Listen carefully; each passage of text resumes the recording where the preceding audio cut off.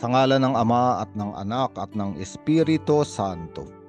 Panginoon, isugo mo ang iyong espiritu at pagpanibaguhin mo ang muka ng aming mundo.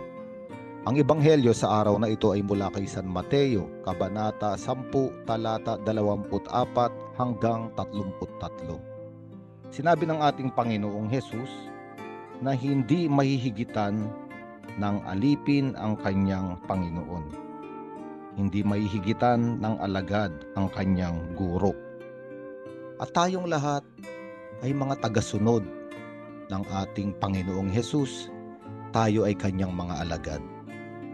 At sinasabi ng ating Panginoon kung inuusig siya, pinagsasabihan siya ng masama, tinatawag siyang Beelzebul, asahan na rin natin na kung inusig ang ating Panginoon, makakaranas din tayo ng mga ganoong uri ng pag-uusig. Ngunit sinabi ng ating Panginoong Hesus na huwag daw tayong matakot sa pagpapahayag ng mabuting balita. Huwag tayong matakot na ipahayag ang pag-ibig ng Diyos. At binigyan niyang halimbawa ang mga ibon. Sinabi niya na ipinagbibili sa halaga ng isang salaping tanso ang 2 maya, ang mga uri ng ibon. Gayunman, kahit isa sa kanila ay hindi nahuhulog sa lupa kung hindi kalooban ng inyong Ama. At binigyan din ng ating Panginoong Hesus, kayo ay mas mahalaga sa mga ibon. Kung alam daw ng ating Diyos, ng ating Panginoong Hesus, ang mga mangyayari sa mga maya, sa mga ibon, at sila ay kanyang iniingatan, tayong lahat na sumusunod sa ating Panginoon ay mas mahalaga kaysa sa mga ibon. Sinabi ng ating Panginoong Hesus, maging ang buhok ninyo'y bilang na lahat ng Diyos. At huwag daw tayong matakot, sapagkat hindi hinahayaan ng Diyos na malaglag ang isang hibla ng ating buhok sa lupa na hindi niya alam. Ibig sabihin, lahat ng pangyayari sa ating buhay ay alam ng Panginoon. Kaya nga, huwag daw tayong matakot na patuloy na magpahayag.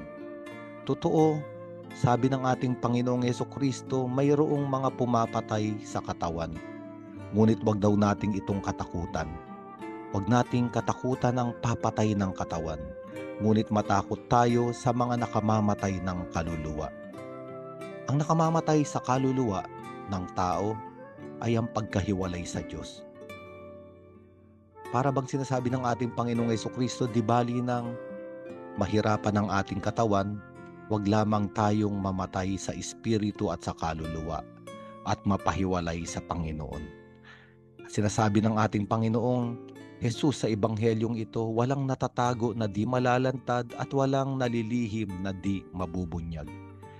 Huwag tayong matakot, sapagkat alam ng Panginoon ang lahat. Alam ng Panginoon kung paano tayo nagpapatuloy na maging matatag sa ating pananampalataya. Alam niya ang mga pagdurusa, pagtitiis, pagsasakripisyo na ating dinadanas. Minsan ito ay lihim, walang nakakaalam sa mga bagay na ito kung hindi tayo lamang at ang Diyos. Ngunit isang araw ang lahat ng ito ay mabubunyag. Kaya sinabi ng Panginoon, ang mga sinasabi ko sa inyo sa dilim ay ulitin ninyo sa liwanag. At ang ibinubulong sa inyo ay inyong ipagsigawan sa lansangan. Isa sa mahalagang mensahe ng sinabing ito ng ating Panginoon na minsan ang ating buhay ay dumadaan sa kadiliman. Dahil sa pag-uusig sa pagsunod natin sa Panginoon o dahil sa maraming hilahil o problema na dinaranas sa paglalakbay sa buhay na ito. Sa kabila ng mga pagsubok na ito ay may ibinubulong ang ating Panginoon. Kahit pa nga itinuturing ng daigdig na napakadilim ng ating buhay, hindi ito madilim sapagkat sa kadilimang ating dinaranas, andun ang liwanag ng Panginoon. Kaya sinasabi ng Panginoon, ipahayag ninyo sa liwanag, ipahayag ninyo sa lahat ang sinasabi ko sa inyo sa dilim.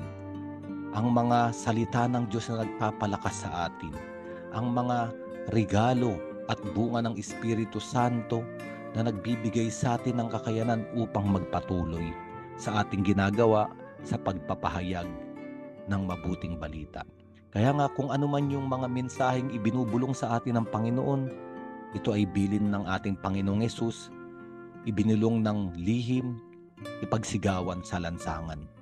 Nang ibig sabihin, huwag ikahiya ang pagsunod natin sa Panginoon, sapagkat tayo ay mahalaga sa Kanyang paningin.